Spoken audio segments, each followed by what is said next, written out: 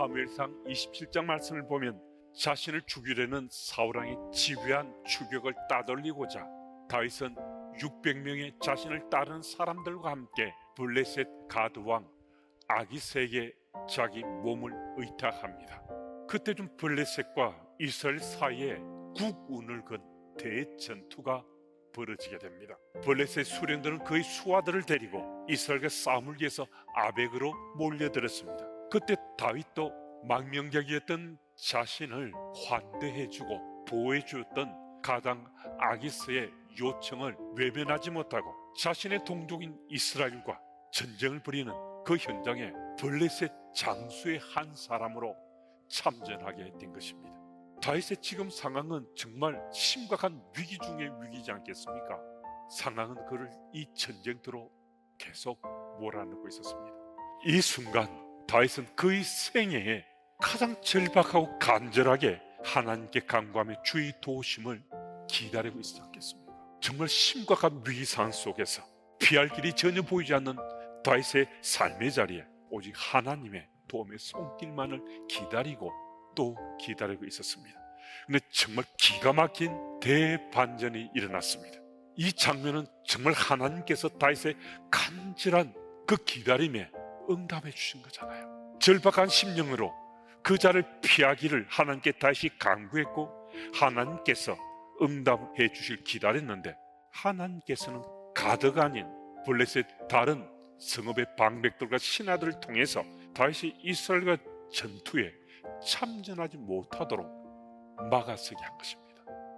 오늘 본문도 보면요, 다윗은 압살롬의 반란 소식을 처음 들었을 때 두려워 떨었습니다. 다윗은 두려워 떨었지만은 얼마 지나지 않아서 자신과 함께 하신 하나님께서 마침내는 자신을 승리케 하시리라 이 사실이 믿어졌어요.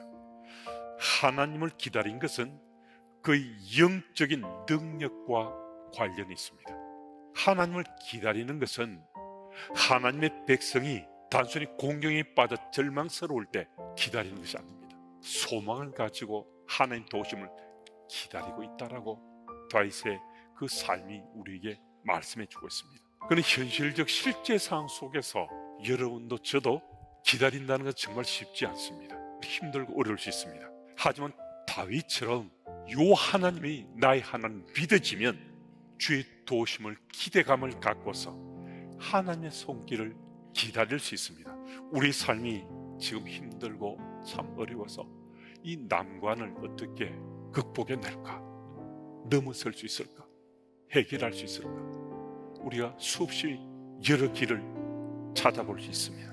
그 해법을 찾고자 엄청 노력할 수 있는데요, 그 노력과 수고의 시간을 낭비하지 마시고 이 하나님의 도우심을 구하며 주께 시선을 맞추어서 그 도우심을 통해서 정말 고난이 또 시련과 환난이 영적 성장의 한 단계였음을 고백하는 여러분과 제가 다 됐으면 참 좋겠습니다.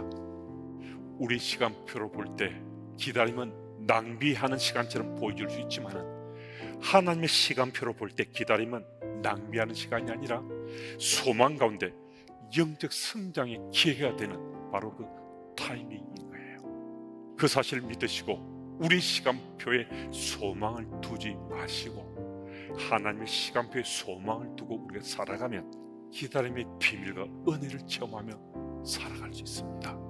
그 기다림 가운데 하나님의 도우심을 기대하시며 기다림으로 영적 성장의 기회로 삼으시는 우리 믿음의 삶의 여정이 다 되시기를 축복합니다.